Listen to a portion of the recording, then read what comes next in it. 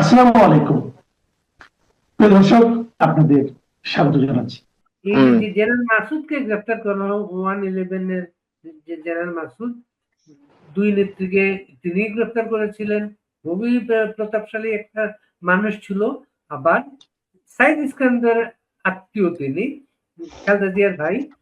আবার এই যে তারেক রহমানকে যে অ্যারেস্ট করা হয়েছিল, তখন তারেক রহমান তো একটা চরিত্র হচ্ছে হাওয়া ভবনের তারেক রহমান, সেটা তার বিরুদ্ধে দুর্নীতির অনেক অভিযুক্ত হন আপনি। এবং তারেক রহমানের মেরুদণ্ডটা ভাঙা হয় সেই কারণে, সেই সময়। এবং তারেক রহমান মুচলেকা দিয়ে তখন বিদেশ চলে গিয়েছিলেন।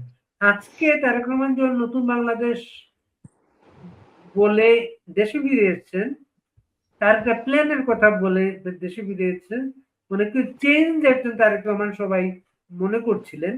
কিন্তু এই গ্রেফতারের মাধ্যমে কি আপনার কি মনে হয়েছে তারেক রহমান যেটা শুরু করলো সেটাকে আমি বলি ইংরেজিতে পলিটিক্স অফ ভেন্ডেটা, মানে প্রতিশোধমূলক এবং একটা রাজনীতি শুরু করলো সে প্রতিশোধ পরায়ণ হয়ে। কারণ হাওয়া ভবনে ওই সময় কথিত আছে সে সিনিয়র আর্মি অফিসারদেরকে বসিয়ে রাখতো, সে বেয়াদবি করতো এবং সে মানে কোনো মতেই সিনিয়র অফিসারদেরকে যদিও সে একজন সিনিয়র আর্মি অফিসারের বা চিফ আর্মি চিফের সে একজন সন্তান, সেই হিসাবে সে খালেদা জিয়ার সঙ্গে প্যারালাল গভর্নমেন্ট চালাতো। আচ্ছা, জেনারেল মাসুদ খালি একা না, এর সাথে জেনারেল বাড়ি আছে, তারপরে জেনারেল আরেকজন আছে, কি নাম আমার এই মুহূর্তে মনে আসতেছে না, যে অ্যাডভাইজারও ছিল। মঈন তাকে মানে পিটাইনি, মঈন আর্মি চিফ ছিল, কিন্তু মঈনের কনসেন্টে তাকে উঠিয়ে নেওয়া হয়েছিল। হ্যাঁ, মঈন তাকে বলে ঠিক আছে নিয়ে যাও, কিন্তু ওকে মারবে বা ওকে পিটাবে বা ওকে ওর মেরুদণ্ড ভেঙে দিবে, এটা তো মঈনের কোন পার্ট আছে বলে আমার মনে হয় না। আমার ব্যক্তিগত ধারণা, মঈনের বই টই পড়ে যেটা বুঝেছি আমি ওর লেখা পড়ে। আর মঈন, টু বি অনেস্ট, ঢাকা ইউনিভার্সিটিতে আমার ফ্রেন্ডের মতন ছিল সে, বিফোর জয়নিং দ্য আর্মি। তো মঈন এটার মধ্যে একটা ইনভলভ ছিল। আর জেনারেল বাড়ি, জেনারেল মাসুদ, তারপরে যে অস্ট্রেলিয়াতে যে চৌধুরী ফজলুল বাড়ি, ওনার নাম সেই জেনারেল বাড়ি যে চৌধুরী ফজলুল বাড়ি, তোমার নামের সাথে মিল আছে কিন্তু সেও ছিল। এবং আরেকজন ছিল, ওনার নামটা এই মুহূর্তে মনে আসতেছে না। 3 জেনারেল ছিল এবং কিছু মেজর র্যাঙ্কের ছিল।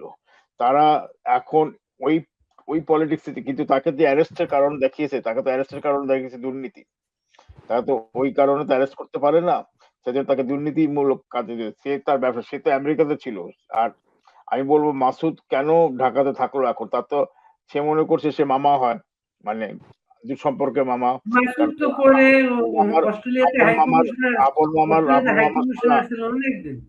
আপন মামার শালা হয়, সেই হিসাবে মনে করছে যে তাকে ইম্পিউনিটি দেওয়া হবে বা তাকে দায়মুক্ত দেওয়া হবে, যে তাকে কিছু করবে না। কিন্তু এটা ভুলে গেল কেমন করে তারই তার প্রতিশোধটা নেবেই, যতদিনই হোক এর প্রতিশোধটা নেবেই সে। সেই সুযোগটা সে ছাড়বে কেন? এই পলিটিক্যাল ভেন্ডেটা কেন ছাড়বে? সেলিমের রাজ্জাক ভাই কি বলেন এই অ্যারেস্ট সম্পর্কে? রাজ্জাক ভাই, আমার মনে হচ্ছে যে এই যে যেটা সেলিম ভাই বললেন, আমরাও শুনছি সেই গল্পগুলো আর কি, হাওয়া বনে নিয়ে। এই যে আজকে তারেক সাহেবের এখন বয়স 60 বছর, আজকে 20 বছর আগে বা ওনার হয়তো 35, 36, 37 বছর বয়স ছিল, এই বয়সের একটা মানুষ যখন কি জেনারেলদেরকে নিয়ে ঘন্টার পর ঘন্টা বসায় রাখতেন, শোনা যায়, এটা মানে গল্প, এটা সত্য কিনা জানি না, এবং তাদের সাথে মানে অনেক সময় দুর্ব্যবহারও করতেন, এবং তারা সেই হিসাবে ব্যক্তিগত হয়তো প্রতিশোধ হিসাবে নিয়েছেন, অথবা উনি একজন প্রেসিডেন্টের সন্তান, একজন আর্মি চিফের সন্তান, নিশ্চয়ই তারা ওইভাবে মানে আপনার আচরণটা নিশ্চয়ই এমন একটা পর্যায়ে গেছে, সেই আচরণটা হয়তো তারা করতে বাধ্য হয়েছিল। কারণ রাজনৈতিক ব্যাপারে কেউ অ্যারেস্ট হইতে পারে, কেউ আপনার বন্দী হইতে পারে, কারো জেল হইতে পারে, কিন্তু শারীরিক এইভাবে নির্যাতন একটা মানুষ আসলে আনএক্সপেক্টেড।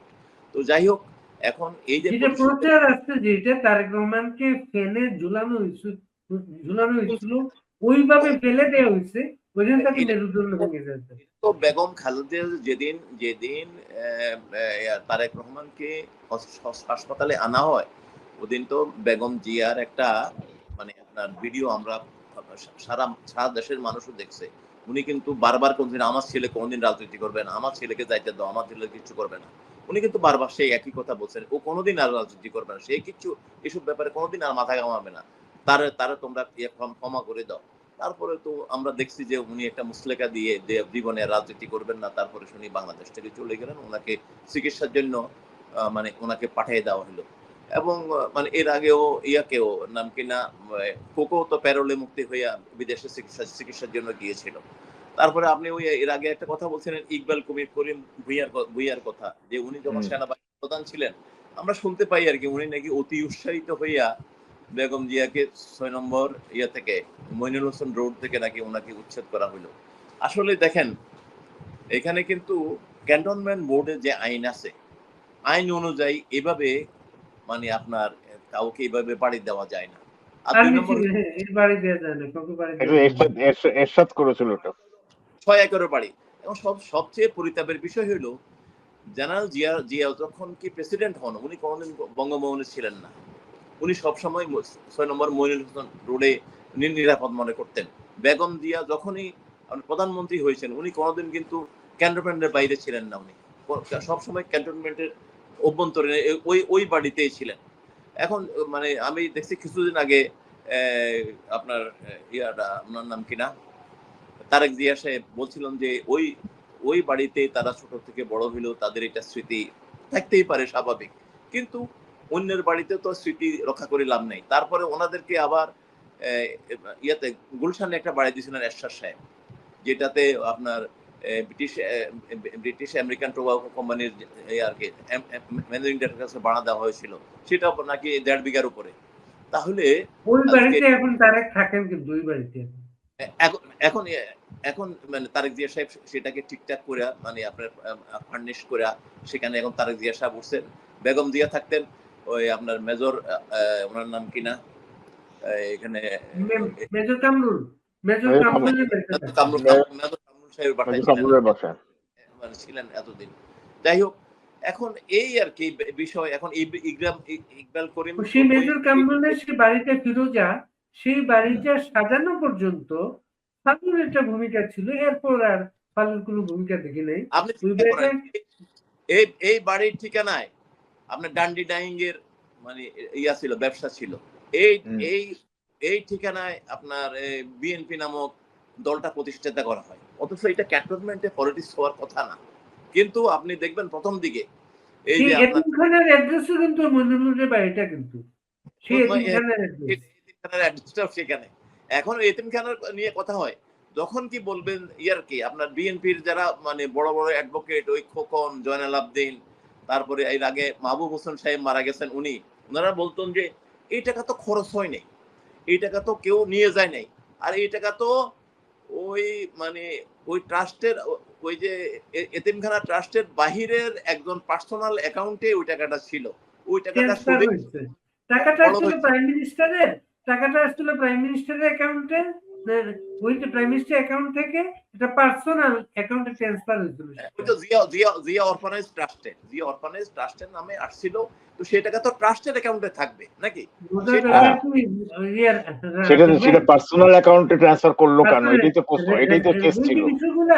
যেহেতু আর্মি এই যে প্রাইম মিনিস্টার থাকেন, সেনাবাহিনীর নানান নিরাপত্তা থাকে, এসএসএফ থেকে নানা কিছু থাকে, ওই বিষয়টা ওই সময় 91-এর খালেদা জিয়ার গভর্নমেন্ট ওই সময়ের টাকা, তো ওই সময়ের টাকাটা ওই কাগজপত্র গুলা অ্যাকাউন্ট ট্রান্সফার টাকাগুলা আর্মি ইন্টেলিজেন্স তখন কিন্তু ফাইল করে রাখছিল ওই সময়। কিন্তু এটা 96-এ শেখ হাসিনা যখন পাওয়ারে আসলেন এটার উনারা কোনো খবর পান নাই, কিন্তু এটা জানতেন না। এটা না 2007-এ 111 গভর্নমেন্ট যখন আসলো ওই ফাইলটা নিয়ে কেস করলো তারা, ওই ফাইলটা বাইর করে। আর ওই কেসটা এত বিপজ্জনক ছিল যেটা ওই ব্যাংক ট্রান্সফারের রেকর্ড গুলা ছিল, ব্যাংক ট্রান্সফার রেকর্ড গুলা ছিল আর কি। এর জন্য বলা হয় যে হাজার হাজার কোটি টাকা পাচারে বিচার করা যায় না, রেকর্ড থাকে না। 2-3 কোটি টাকা রেকর্ড থাকে কিন্তু এটা। সেলিম ভাই, আপনি কি মনে করেন এরপর কি বিকেবি ইকেবি? না, আমি যে এখন যেটা দেখতেছি যে রাজনীতি যেদিকে যাচ্ছে, এটা মানে তারেক যদি এগুলা মানে এইসব খুলতে আরম্ভ করে, এইসব যেগুলা 20 বছরের শেষ হয়ে গেছে এবং সে তার প্রতিশোধ নিতে চেষ্টা করে, আইকেবি মানে ইকবাল করিম ভূঁইয়াকে নিশ্চয়ই সে যদি অ্যারেস্ট করে তাহলে বোঝা যাবে সে তার পুরানা প্রতিশোধ নিতে শুরু করেছে। এখন এই যে মাসুদকে যে অ্যারেস্ট করলো, মাসুদের কেসটাকে সে দিয়েছে একটা দুর্নীতি কেস, যেটা পেপারে এসছে, যেটা আমি বিডি না, নিউজ এটা দিচ্ছে মানব পাচার, উনার আদম ব্যবসার লাইসেন্স ছিল হ্যাঁ, মানব সেই পাচার। সেই সেই দুর্নীতির কেস দিয়েছে, সোজা কথা দুর্নীতির কেস, আদম বাচার হোক আর যে তার ব্যবসা যে জড়িত কেসে দিয়েছে। এখন যদি এই কেসটাকে সে ঘুরিয়ে এনে তারেকের পরের অত্যাচারটা নিয়ে আসে, বা কথিত যেটা আছে, এটা তো প্রমাণ নাই, এটা প্রমাণ করতে হবে তো যে তারেককে সে মেরেছে বা তারেককে প্রতি সে তারেক অত্যাচারিত হয়েছে, বেজেল মাসুদ সহ। কাজে তাদের চোখ বাঁধা ছিল, খবরে তো এটাও প্রকাশ হয়েছে তার চোখ বাঁধা ছিল, চোখ বেঁধে তাকে মারধর করা হয়েছিল। হ্যাঁ, তো এই পাকিস্তানি স্টাইলে করা হয়েছিল। তো এখন এখানে বলার অপেক্ষা রাখে না যে এরা ওই যদি এটা যেটা বলে আর কি যে যিনি আউট অফ দ্য বোতল, যিনিকে যদি বাইর করে ফেলে, সে যদি ওই আসে তাহলে সবাই বলবে তারেক পরোক্ষভাবে স্বীকার করবে সে সে দোষী ছিল। তার জন্যই এইটা সে করতেছে, সে দোষী ছিল এটা প্রমাণ তার মুচি লেখা দিয়ে চলে গেছিল, তার মার অনুনয় বিনয়ের ইয়েতে রিকোয়েস্টে আর্মি তাকে ছেড়ে দিয়েছিল, নাহলে তাকে ছাড়ার কথাও ছিল না, সে ওখানে জেলেই থাকতো।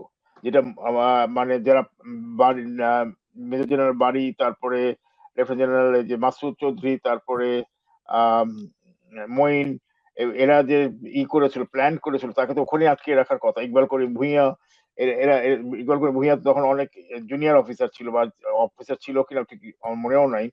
তো এখন এই মুহূর্তে যেটা দেখা যাচ্ছে যে তারেক যে রাজনীতি শুরু করলো, এখন খালি আওয়ামী লীগের প্রতি তার যে আক্রোশ তা না, সেটা সে প্রকাশ করতে চাচ্ছে না, কিন্তু সে আর্মিদের প্রতি যদি আরম্ভ করে তাহলে এটার জন্য একটা কাউন্টার কু হওয়ার চান্স আমি উড়িয়ে দিতে পারবো না। কারণ এখানে আর্মি তো, এটা অ্যাকচুয়ালি আর্মি ব্যাক সরকার, এটা যে যাই বলুক, আর্মি আছে বলেই এখনো আছে ফিল্ডে, আর্মি তো ফিরে যায়নি ব্যারাকে, আর্মি এখনো কলিং অল দ্য কার্ডস। তো এটা যদি সে রিকোয়েস্ট করে সে এটা এই মাসুদকে অন্যভাবে ফাঁসাতে চায়, তখনই বোঝা যাবে রাজনীতি কোন দিকে ধাবিত হচ্ছে। তবে বাড়ি আজকে হচ্ছে একটু পরে 25শে মার্চ হয়ে যাবে বাংলাদেশে, আজকে হচ্ছে গণহত্যা দিবস, কিন্তু মানে 24শে মার্চ আমরা 71 সালে ঢাকা শহরে আমরা খুবই উৎকণ্ঠায় ছিলাম আগামীকাল কি হয়। কারণ এহিয়া খান বক্তৃতা দেওয়ার কথা ছিল 23শে মার্চ, দেয়নি, সে ডেফার করছিল, সে বলছে পরে দিবে। তো 23শে মার্চে তো গতকালকে যখন আমি কথা বললাম, ওটা আমার মনে ছিল না, ওটা আমি তখন সারা পূর্ব বাংলায় বা পূর্ব পাকিস্তান তখনকার টাইমে একমাত্র 2টা জায়গা বাদে সব জায়গাতে বাংলাদেশের ওই মানচিত্র খচিত ফ্ল্যাগটা উড়েছিল, প্রত্যেকটা বাড়িতে, অনেকের বাড়িতে, আমার বাড়িতে উঠেছিল এবং প্রত্যেকটা এলাকাতে উঠেছিল, ইউনিভার্সিটি সব জায়গাতে। 23শে মার্চ বঙ্গবন্ধুর বাসাতে উঠেছিল তখন। তো এটা গেল 23শে মার্চের ঘটনা। 24শে মার্চ ছিল আজকে, যে 24শে মার্চ আমরা কথা বলছি এখন, এই 24শে মার্চটা হচ্ছে এমন একটা পর্যায়ে যে থমথমে ভাব ছিল যে কি হবে কালকে, যে বক্তৃতা দিবে কি হবে।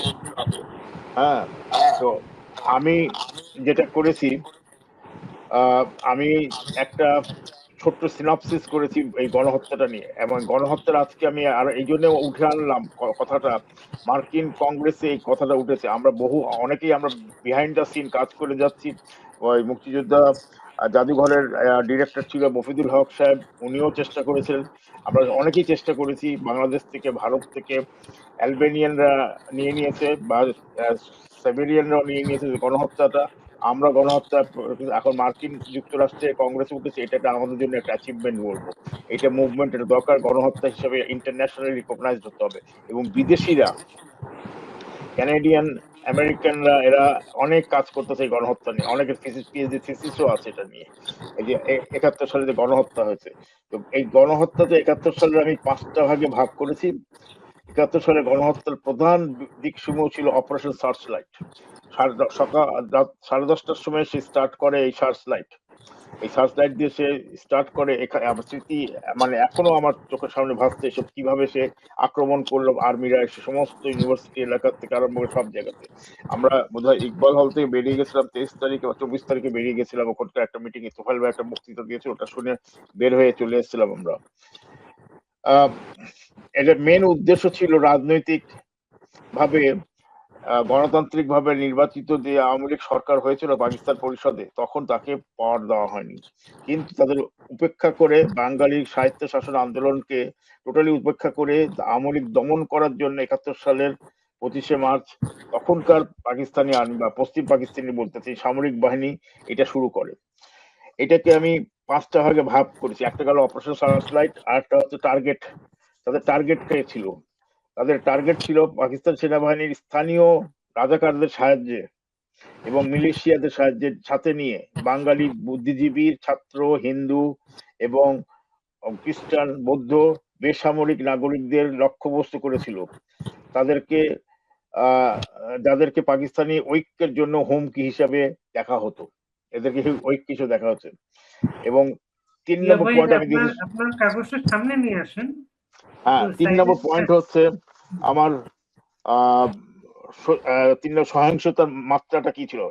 মৃতের সংখ্যা নিয়ে অনেক এখনো বিতর্ক হতে থাকে, কিন্তু ব্যক্তিগতভাবে আমি বিশ্বাস করি 30 লক্ষর মতন প্রাণ বিস্তৃত হয়েছে। মানে 30 লক্ষ লোক, মিনিমাম 30 লক্ষ লোক তো মারা গেছেই, এবং এর ফলে ব্যাপক বাস্তুহারা হয়েছে, অনেকের বাড়ি ঘর জ্বালিয়ে পুড়িয়ে দেওয়া হয়েছে এবং একটি গুরুতর মানবিক সংকট তৈরি হয়েছে। এটা মানবিক সংকটের মধ্যে পড়েছিল 71 সালে। এটা যে মানবাধিকার লঙ্ঘন হয়েছিল এটা এখনো পাকিস্তানিরা স্বীকার করে, কিন্তু পাকিস্তানির অনেক বইতেই আছে। পাকিস্তানিরা শ্বেতপত্র তৈরি করেছিল, এবং সেটার পরে আমি আসতে 1 সেকেন্ড পরে। তারপরে ছিল একটা পরিকল্পিত ধর্ষণ, এটা হচ্ছে 4 নম্বর পয়েন্ট। তারা ধর্ষণকে যুদ্ধের অস্ত্র হিসেবে ব্যবহার করে হয়েছিল এবং আনুমানিক 2 লক্ষ থেকে 4 লক্ষ নারী তার সংগ্রাম হারিয়েছিল, পরিকল্পিতভাবে সহিংসতার শিকার হয়েছিল। 5ম পয়েন্ট যেটা আমি অ্যাড করেছি আমার রিসার্চ পেপারের মধ্যে এই জেনোসাইড নিয়ে হচ্ছে বর্ণবাদী আদর্শ, মানে রেসিজমটা যেটা ছিল, সেটা পাকিস্তানিরা মনে করতো বাঙালিরা হচ্ছে নিচু জাত। তারা পাকিস্তানের সৈন্যরা বেশিরভাগ আর্মি অফিসাররা, সিনিয়র আর্মি অফিসাররা যারা ছিল, টিক্কা খান থেকে আরম্ভ করে নিয়াজি যারা ছিলেন, তারা তখন প্রায়শই বাঙালিদেরকে জাতিগতভাবে নিকৃষ্টভাবে অভিধানে তারা অভিহিত করতো এবং বলতো এরা অমানুষ, এরা দেখতে সুন্দর না, এরা হিন্দু সব, এদেরকে মেরে ফেলা দরকার, কারণ আমরা মাটি চাই। তো 71 সালের এই যে 9 মাস যে যুদ্ধটা হয়েছিল, এই গণহত্যার বিরুদ্ধেই আমরা জেগে উঠেছিলাম। এবং কি যেন একটা কথা বলতেছিলাম, একটু আগে ভুলে গেলাম আমি এখনই, যেটা বলতেছিলাম যে এই গণহত্যাটা এমন ভাবে পরিকল্পিত ভাবে করা হয়েছিল যেটা রাও ফরমান আলী, নিয়াজি, টিক্কা মিলে তারা চেয়েছিল বাঙালি সমস্ত শেষ করে দিতে, বুদ্ধিজীবী তো আছেই এবং সমস্ত ইয়াং জেনারেশন শেষ করতে। তার সাথে যোগ হয়েছিল গোলাম আজমের মতন নিকৃষ্ট মানের একজন রাজাকার, এবং যে চায়নি যে পাকিস্তান থেকে আমরা আলাদা হই, এবং এই গণহত্যা দিবস এইটাকে দিবস হিসেবে ডিক্লেয়ার করেছিল। তার পরবর্তীতে আসলো এখন ইউনূস এসে এই গণহত্যা দিবসটাকে বাতিল করেছে। কি করে সে বাতিল করে তারা স্বীকারই করতে চায় না। এইটা বর্তমান পরিপ্রেক্ষিতে, এবং আমাদের দেখার বিষয় এই গণহত্যা দিবসটা বিএনপি সরকার কিভাবে পালিত করে, কিভাবে আবার আসছি আমরা রাজাকার থেকে যাই। বিএনপির প্রোগ্রাম দেখলাম, এটা বিএনপির কি যায় না, এটা 25শে মার্চে এক অন্ধকার রাখা 1 মিনিট সম্ভবত। আরেকটা ব্যাপার হচ্ছে, সীমা ওয়াদ হঠাৎ করে বললেন এই গণহত্যার আন্তর্জাতিক স্বীকৃতি নেওয়ার জন্য অর্জনের গভর্নমেন্ট কাজ করছে। তারা তো 1 মাস হলো আসলেন, এটি নিয়ে তো আওয়ামী লীগ অনেকদিন যাবৎ কাজ করছিল আন্তর্জাতিক স্বীকৃতির জন্য। না, এখানে ওই আপনারা জানেন এই ব্যাপারটা নিয়ে সবচেয়ে বেশি কাজ করছে ওই যে আপনার শাহরিয়ার কবির ভাই, মহিদুল হক না, এটা মেইনলি কাজ করছে শাহরিয়ার ভাই, শাহরিয়ার কবির ভাই, আমি বলতে ভুলে গেছি। উনি চেষ্টা করছিলেন, তারপরে সেই ব্যাপারে গভর্নমেন্ট থেকেও উনি অনেক সময় সাহায্য পায় নাই, যার কারণে এই দিবসটা কিন্তু আলবেনিয়ানরা, এটা জাতিসংঘের একটা গণহত্যা দিবস, কারণ একটা বিষয় তো 2টা দিবস হইতে পারে না। হইতে পারে, তারপরেও ওরা আগে নিয়ে নিছে, স্লটটা আগে নিয়ে নিছে তারা।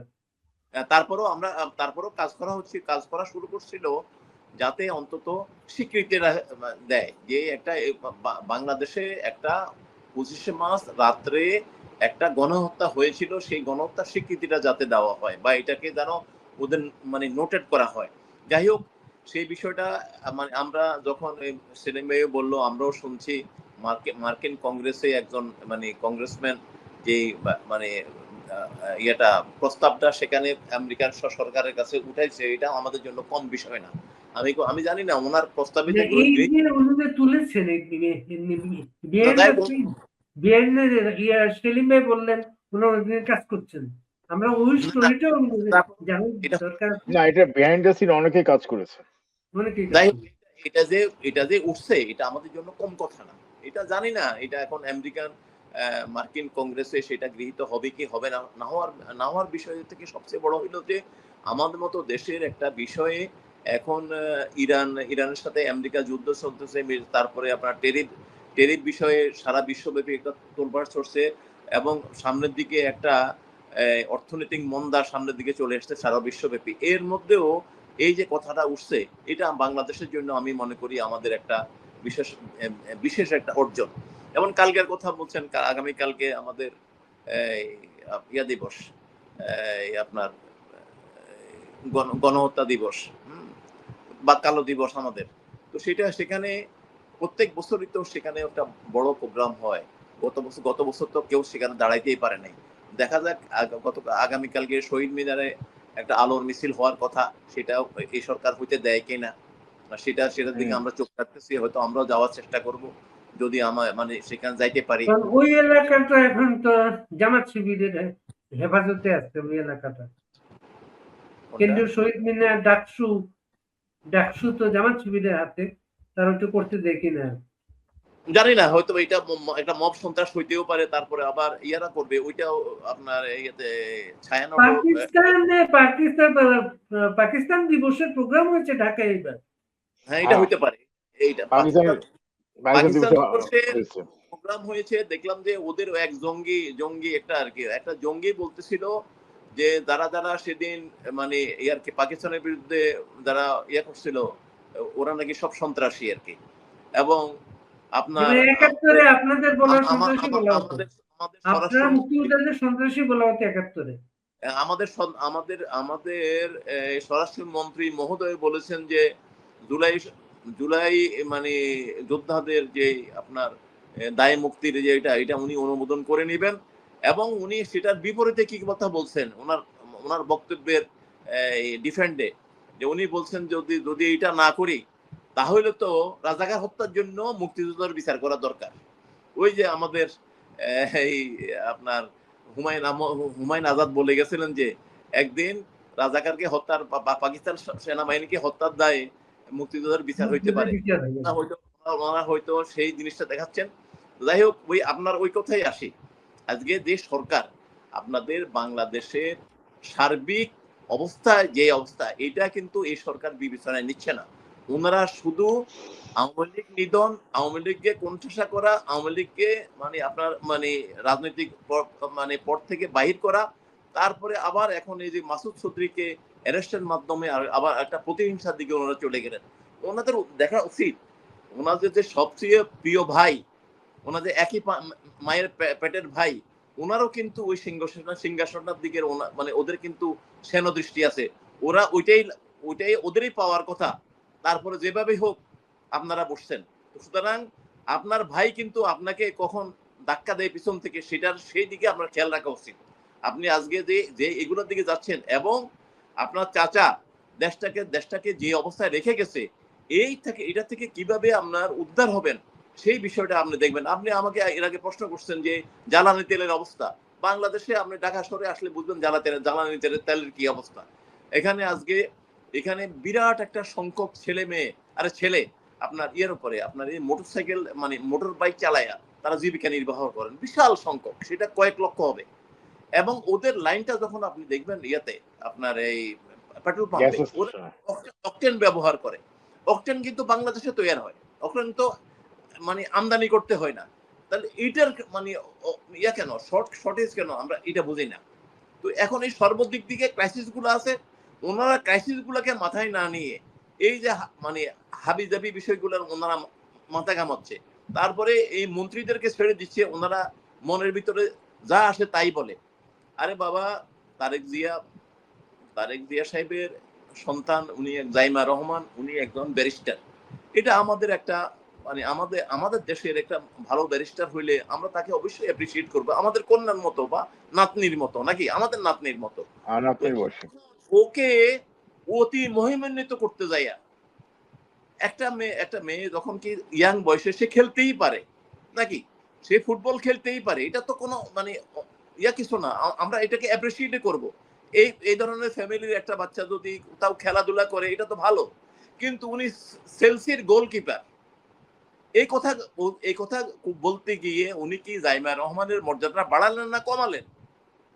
আজকে আপনি একজন মুক্তিযোদ্ধা মন্ত্রী বানাইলেন, উনি আসি বলে যে খালেদা জিয়া প্রথম মুক্তিযোদ্ধা। এই যে কথা আজকে বলছে যে এরকম তখন নেতৃত্ব শূন্য অবস্থায় জিয়াউর রহমান স্বাধীনতার ঘোষণা করেছিলেন, আজকে বলেছে। নেতৃত্ব শূন্য থাকবে কেন? এটা তো কথিত আছে, এটা কথিত আছে পাকিস্তানের একজন মানে প্রবীণ আইনজীবী, মানে ওনার সাথে আমার কোনো পরিচয় নাই। তো উনি যদি আমাদের কথা কোনদিন শুনে থাকে বা ওনার যদি বক্তব্য কেউ শুনে থাকে, ওনাদেরকে বলবো স্বাধীনতার ঘোষণা কিন্তু ওই না মুখে দিয়ে বাইরে ড্রামের উপরে দাঁড়াইয়া বললেই হুইসেল নাই, ঘোষণা